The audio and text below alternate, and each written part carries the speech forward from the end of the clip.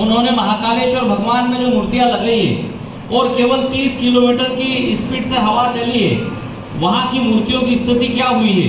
और मैं आपको उसमें बताना चाहता हूँ कि 2018 में ये काम मात्र 97 करोड़ रुपए का था, लेकिन जैसे ही आप लोगों ने अपनी कांग्रेस की सरकार बनाई, कमलनाथ जी को मुख्यमंत्री बनाया, हम भी उनकी कैबिनेट में थे। आप ध्यान रखना, ये 97 करोड़ के काम को हमने 300 करोड़ का कर दिया था। कमलनाथ जी की कैबिनेट में ही 300 करोड़ रुपए की इसकी स्वीकृति दी थी। और देखो 300 करोड़ रुपए का काम होने के बाद भी भगवान की मूर्तियां उड़ रही है। कहना हमारा ये है कि ये भगवान को नहीं छोड़ सकते। अगर ये भगवान को नहीं छोड़ सकते तो आपको और हमको कहाँ छोड़ेंगे। इनकी स्थिति जो है साथियों, मैं भ्रष्टाचार की आप लोगों को बात बताना चाहता हूँ। आप लोग सब अपने ग्रामीण क्षेत्र से या शहर से जहां से भी जो चुन कर आते हैं, नल जल योजनाओं की क्या स्थिति है। पूरी हमारे सब गांव को बिगाड़ दी। जो पहले ऑलरेडी सीमेंट कंक्रीट की सड़कें बनी हुई थी उनको उखाड़ दिया। पाइप डालने के नाम से पाइप डाले तो घटिया डाले, अधूरे डाले। पानी की टंकियां घटिया बनी है। मोटर पंप जो अच्छे नहीं लाए हैं, सबमर्सिबल ढंग से नहीं हुए।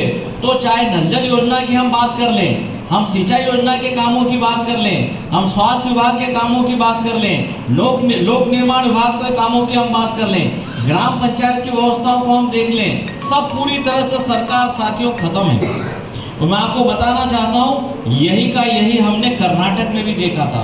तो कर्नाटक की बात करूं उसके पहले मैं आपको बता दूं कि परिवर्तन संकल्प अभियान का जो उद्देश्य है कि ये जो शिवराज सिंह जी ने 18 साल में 20 साल में उनकी सरकार ने जो किया है, इस करप्शन को, इस भ्रष्टाचार को मतदाताओं की, जनता की जानकारी में हम लाएं, उसको हम लड़ें। 22,000 से अधिक उनकी घोषणाएं हैं, उसकी जानकारी हम लोगों को दें कि केवल और केवल शिवराज सिंह जी घोषणावीर मुख्यमंत्री है और काम कुछ नहीं हुए हैं, और हुए हैं तो उसमें खूब करप्शन हुआ है।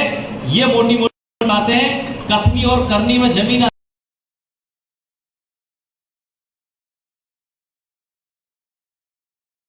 अब हमारा वचन पत्र फिर आ रहा है 2023 के लिए, उसकी मोटी मोटी बात करना है। इस कारण से अभी हम लोग आप लोगों के बीच में हम आए साथियों।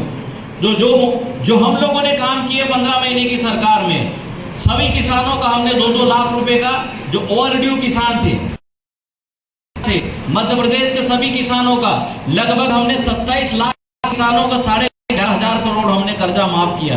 पेंशन हमने 600 रुपए कर दी थी। मुख्यमंत्री कन्या योजना को हमने 51,000 रुपए कर दिया था। घर की बिजली हम 100 रुपए में आप लोगों को दे रहे थे। खेती के बिजली के बिल हमने आधे कर दिए थे।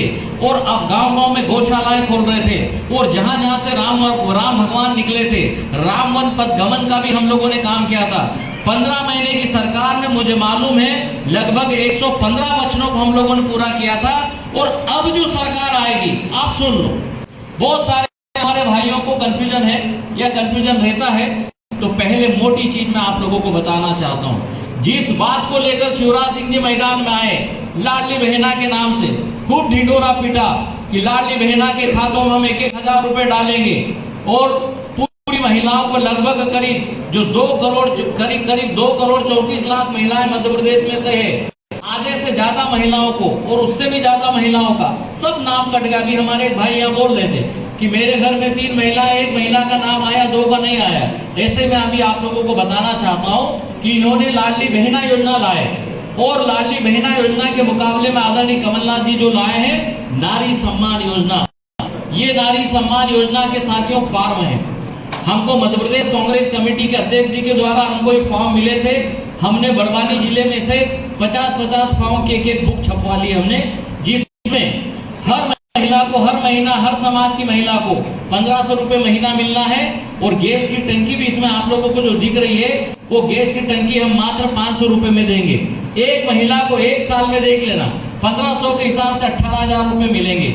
और अभी जो एलपीजी गैस सिलेंडर का जो रेट है वो करीब 1200 रुपए का रेट है। तो हर करीब एक साल में 7 से 8,000 रुपए उसमें बचेंगे। 18,000 रुपए 1500 के हिसाब से मिलेंगे। एक महिला को 1 साल में हम करीब 25 से 30,000 रुपए का आर्थिक फायदा पहुंचाएंगे। 2 महिलाएं अगर है तो 50 से 60,000 रुपए का आर्थिक फायदा मिलेगा।